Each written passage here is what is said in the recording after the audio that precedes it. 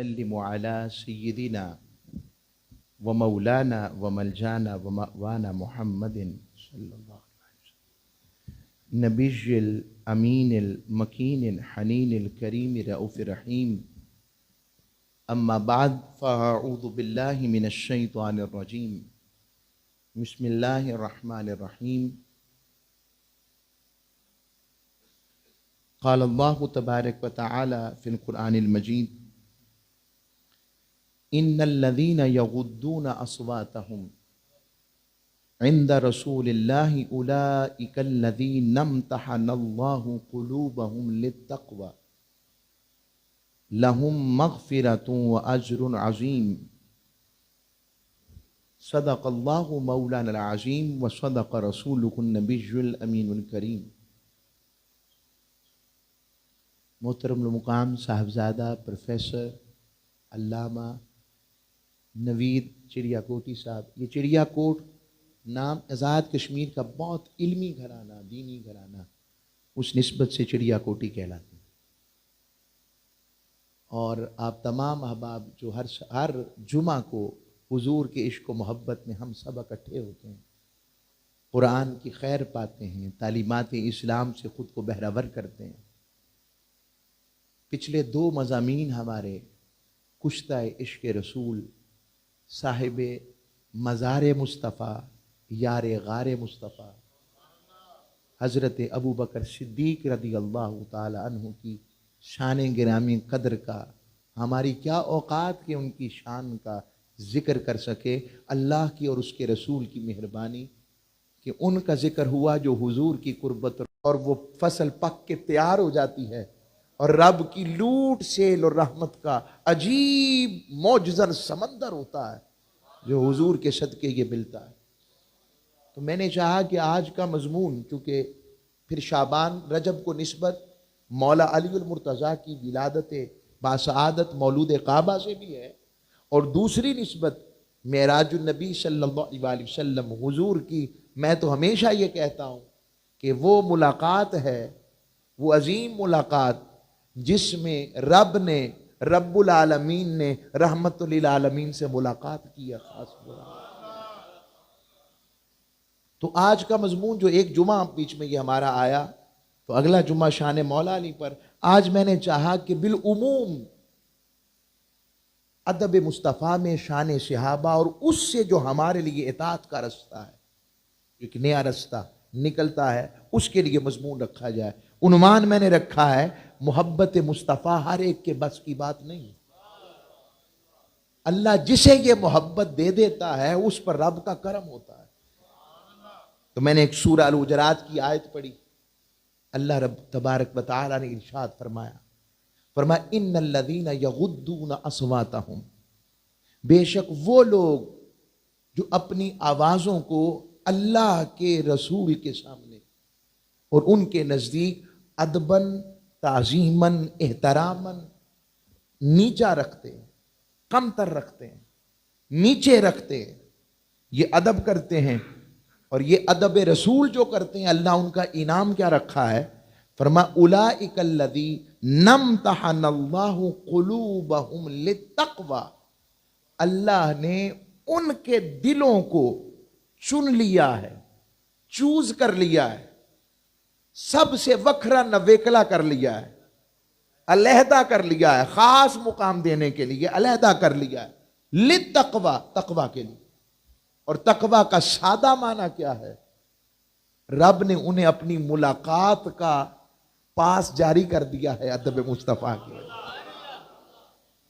تقوی کا ایک معنی قربت ہے۔ بندہ جب کوئی پرہیزگاری اختیار کرتا ہے، مثلا کوئی شخص اگر ڈائٹنگ کرتا ہے تو مقصود ہے کہ وزن کم ہو، کولیسٹرول کم ہو، تو وہ ایک صحت مندی کی طرف جاتا ہے۔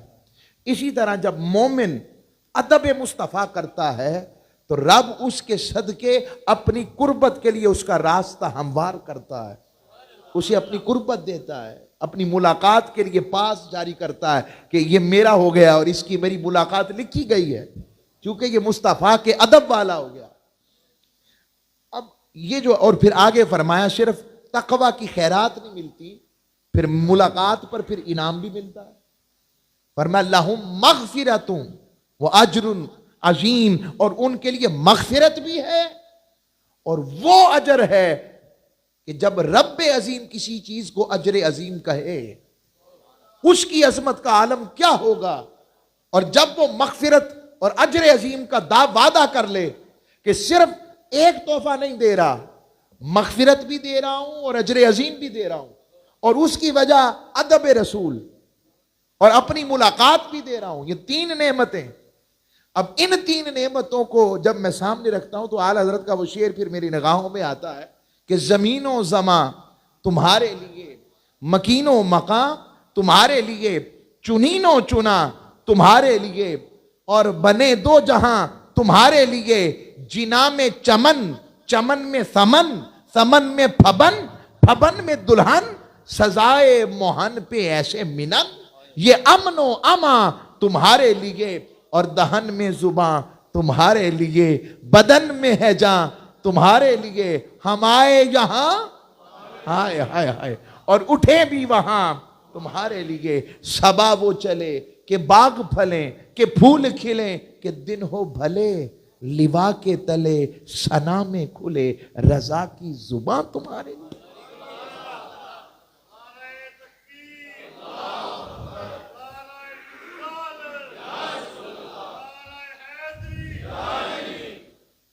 اب اس آیت میں کچھ نکات ہیں، کچھ سوالات و اشکالات بھی آ جاتے ہیں۔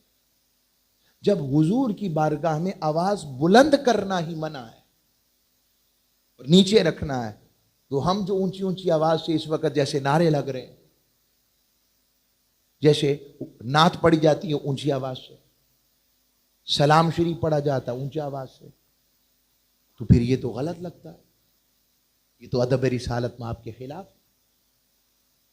بات ٹھیک ہے کہ نہیں؟ ایبسولوٹ اگر قرآن کی کوئی یہ آیت پڑھ کر یہ معنی مفہوم نکال لے، کسی کے ذہن میں سوال آ سکتا ہے کہ بات تو ٹھیک ہے لیکن ذرا خاموشی اختیار کی جائے پھر، تو اس کا معنی مفہوم کیا ہے سمجھیں۔ اگر تو جملے وہ ہیں، آوازیں ایسی ہیں جن سے حضور کی بارگاہ میں خدشہ ہے کہ اس سے حضور کو تکلیف پہنچے گی، اصل میں یہاں ان آوازوں کی ممانعت ہے جن میں محبوب کا نقص ڈھونڈا جاتا ہے،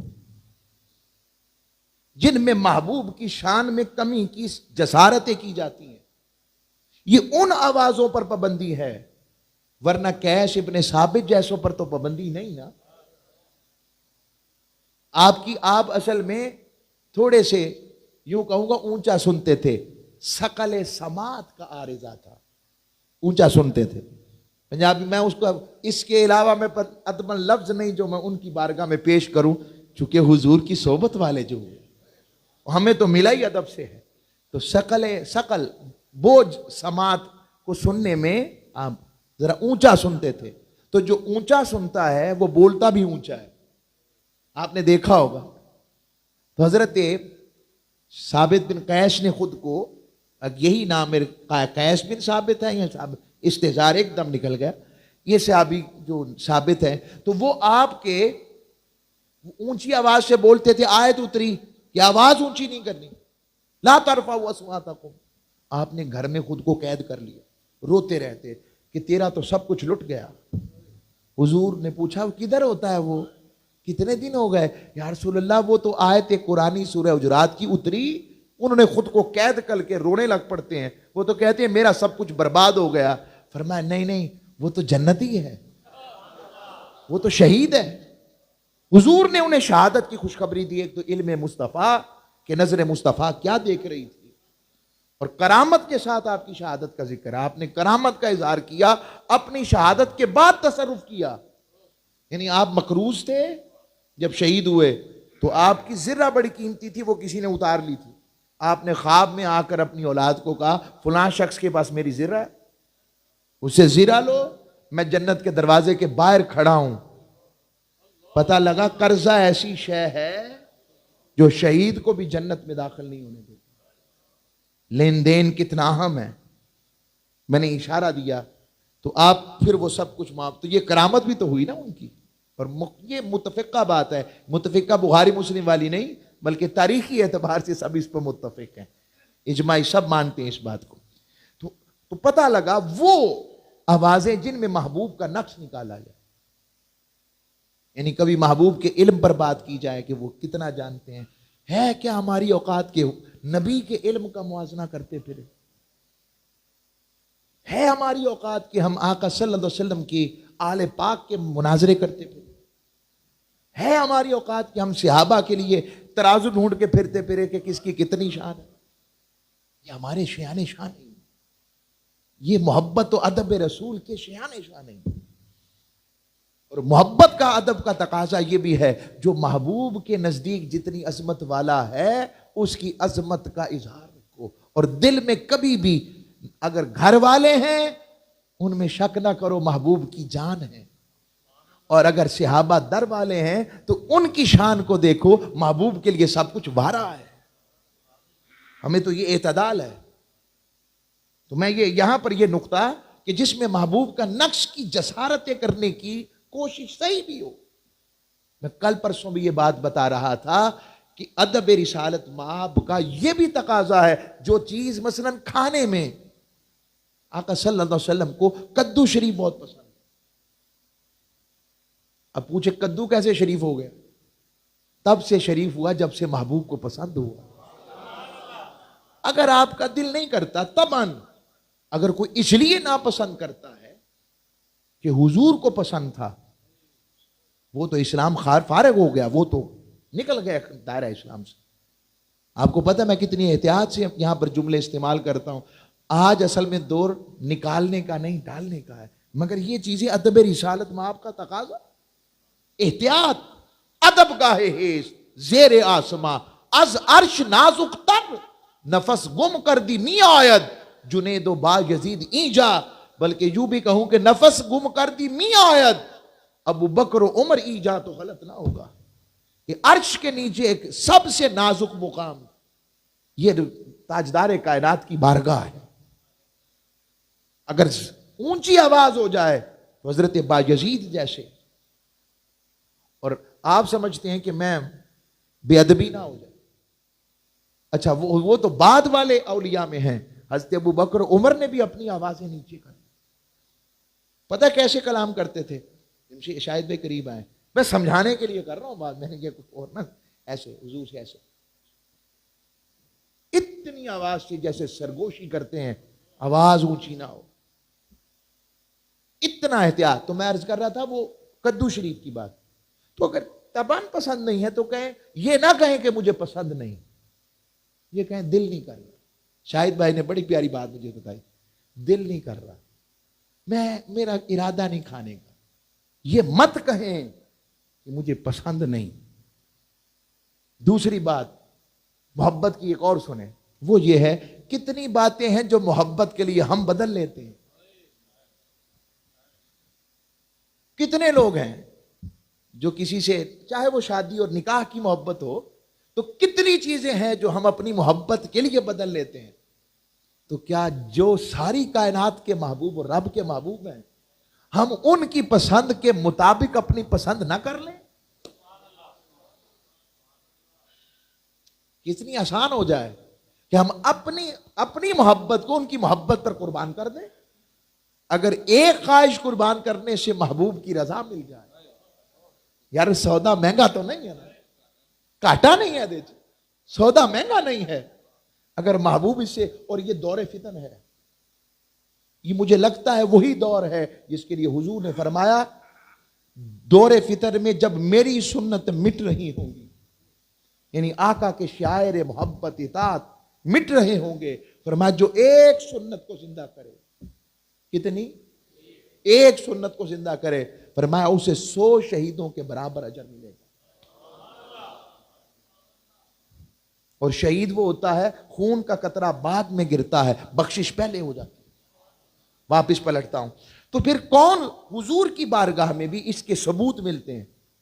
اگر آواز بلند کرنا مطلقاً حرام ہوتا، جائز نہ ہوتا، حضرت بلال حبشی حضور کی موجودگی میں اذانیں دیتے، اونچی آواز ہی اذان دیتے تھے نا۔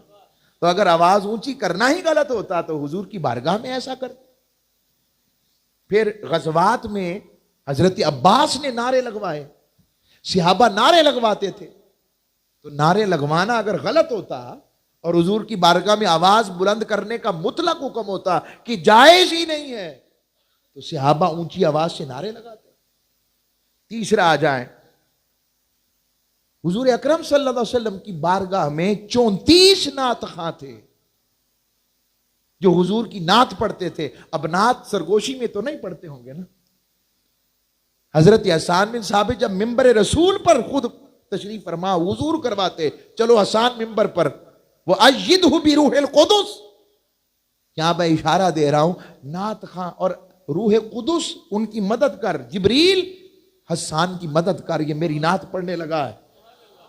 اور عرفاء صالحین شارحین نے لکھا کہ لیلۃ القدر میں جسے گریہ و بکا نصیب ہو جاتا ہے، رات مل جائے لیلۃ القدر کی، اور جسے گریہ و بکا ملے سمجھو کہ اس سے جبرائیل امین نے مصافحہ کیا۔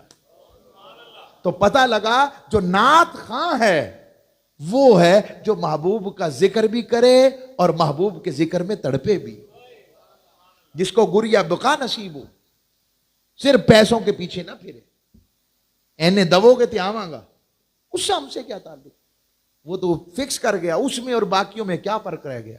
بس میں نے اشارہ دے دیا، اس پر ہم آگے نہیں۔ غزوات میں صحابہ نے حضور کے وصال کے بعد، سیدنا خالد ابن ولید نے جنگ یمامہ ہوئی تو نعرہ نہیں لگایا، یا محمدہ وا محمدہ، یا محمد یا رسول امتک امتک، یہ نعرے ہیں، یہ حضور حضرت خالد ابن ولید نے نعرے لگوائے ہیں۔ اور جنگ یمامہ میں اسپیشلی جو سلوگن تھا وہ تھا یا محمدہ وا محمدہ۔ اگر یہ ناجائز ہوتا اور آواز بلند کرنا ہی حضور کا اس میں مبارک جائز نہ رہتا۔ اچھا، اس کے اوپر کلام کیا ہے علماء نے، سید اعلی حضرت نے اور سب بزرگوں نے، کچھ نے، وہ کہتے ہیں کہ آپ یا رسول اللہ کہا کریں، یا محمد نہ کہیں۔ یہ بھی میں بتا دوں، وہ کہتے ہیں رب نے پورے قرآن میں سارے نبیوں کو یا آدم کہا، یا نوح کہا، مگر جب حضور کی بات آئی تو یا محمد نہیں کہا۔ اس کے ادب کا پہلو، اس کے اوپر ایک درمیانہ راستہ جو تطبیق کہتے ہیں اس کو، وہ نکالا کہ ہم حضور کا اسم گرامی اصطلاحی ذات مصطفیٰ کا سمجھ کر نہیں پکارتے، بلکہ محمد اس ذات کو کہتے ہیں جس کی ہر لمحہ ہر وقت تعریف کی جائے، تو حضور سے زیادہ رب نے کوئی تعریف والا بنایا ہی نہیں۔ اور ایک نقطہ سمجھ لیں، کائنات میں سب سے زیادہ ذکر کس کا ہوتا ہے؟ اللہ کا۔ تو پھر محمد نام تو اللہ کا ہونا چاہیے کہ سب سے زیادہ تعریف کس کی جاتی ہے؟ اللہ کی۔ رب نے کہا نہیں، ساری کائنات بھی میری تعریف کرے تو میرے مطابق تو نہیں کر سکتی۔ تو مالک پھر کامل تعریف والا کون ہوگا؟ کہا جس کی تعریف میں رب کروں گا، اور رب اپنے مصطفیٰ کی تعریف کرتا ہے۔ جعلت ذکرک ذکری، ابھی میں نے آپ کے ذکر کو اپنا ذکر بنا لیا۔ تو یہاں میں واپس پلٹتا ہوں عرض کرنے کے لیے، تو یہ جو آپ کے سامنے میں نے بات عرض کی، جو آواز بلند کرنے کے حوالے سے صحابہ کی ساری باتیں آپ کے سامنے لے آیا، اور اپنے ذکر کو ابھی اب تو یا محمد وہ ذات جس کی ہر لمحہ تعریف کی جائے، اس نسبت سے اگر اوصافی نام سمجھ کر پکارا جائے تو وہ کہتے اجازت ذاتی یا محمد کا ہے۔ اس پر اجازت کا ایک تطبیقی راستہ نکالا، وہ کہتے جبرائیل امین نے بھی تو یا محمد کہا ہے، حضرت خالد ابن ولید نے بھی، کسے کہتے درمیانی راستہ، اجازت ہے اس کی، مگر اس کا معنی سمجھ لیں، نہیں یاد۔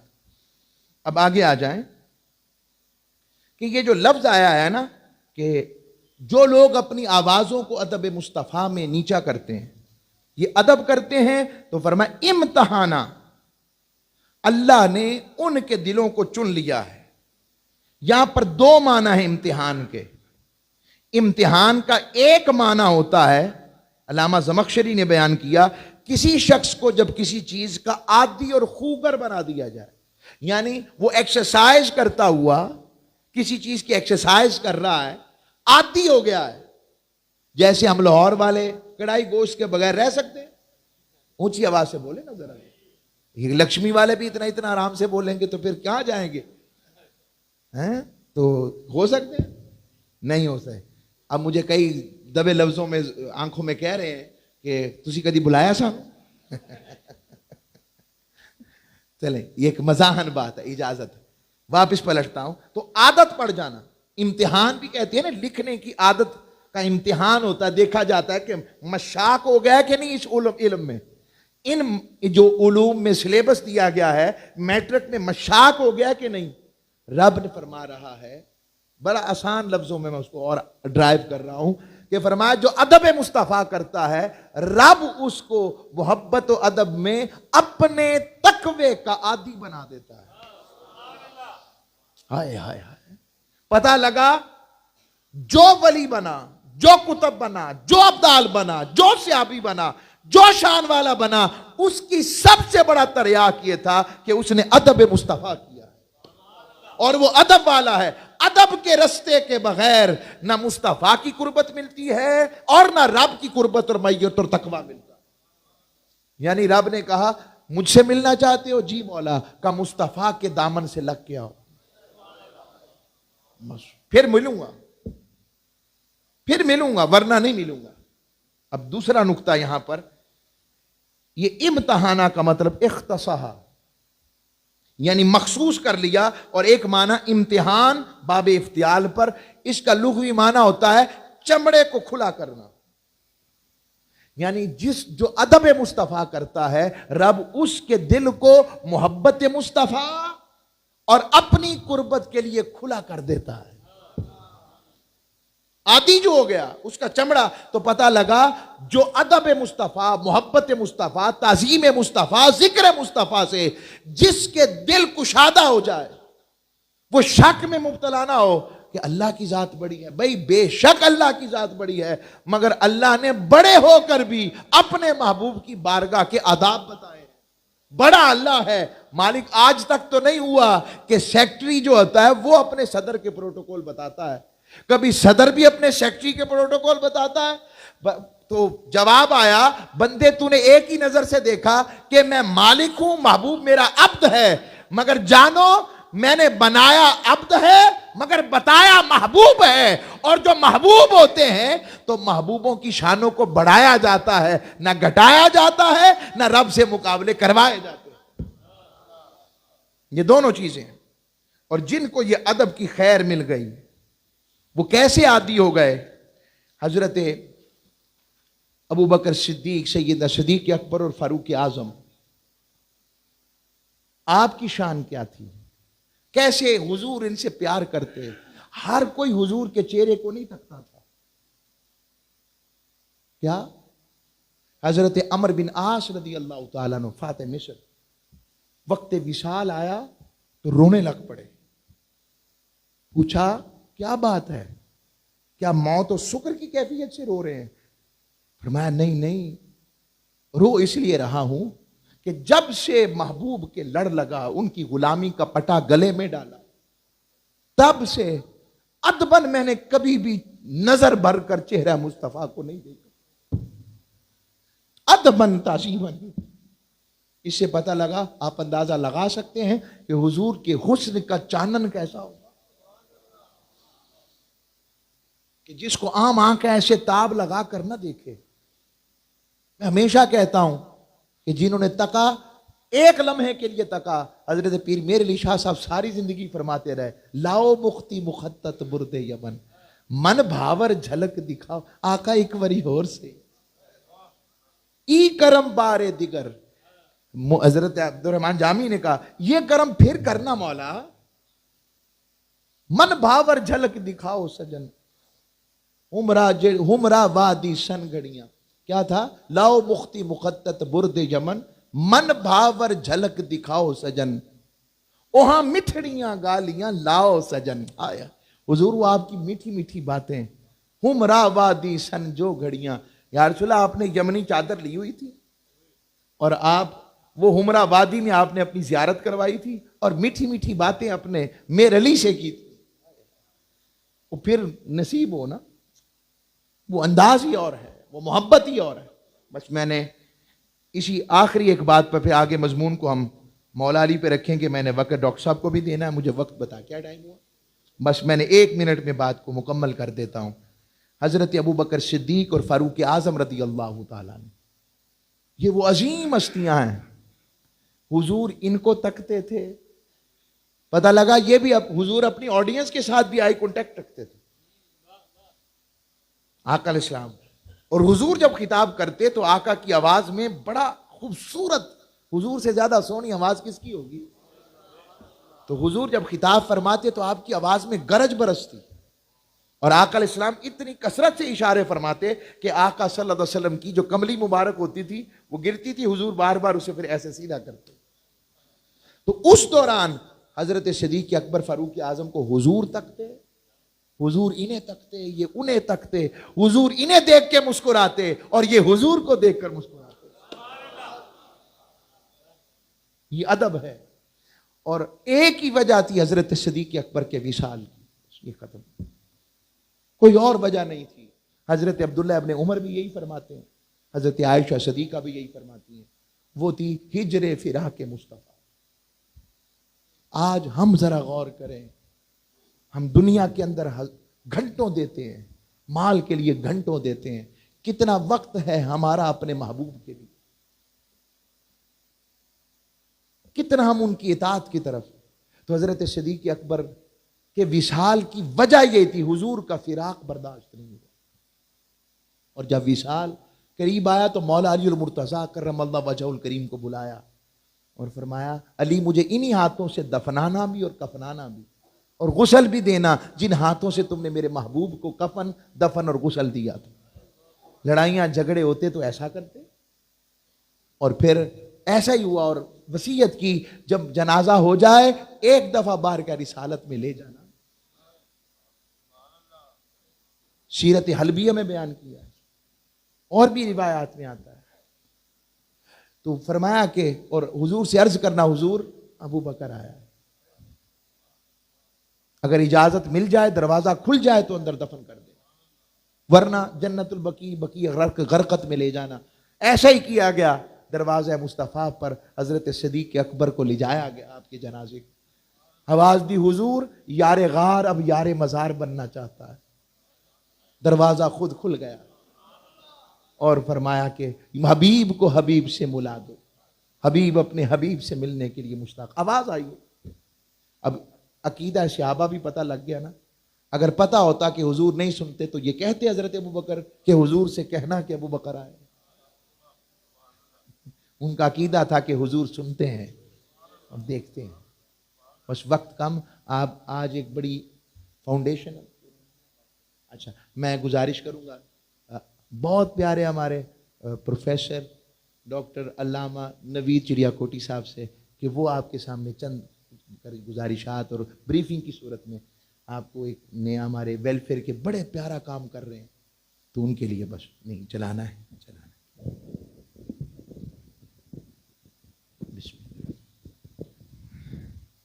السلام علیکم ورحمۃ اللہ وبرکاتہ.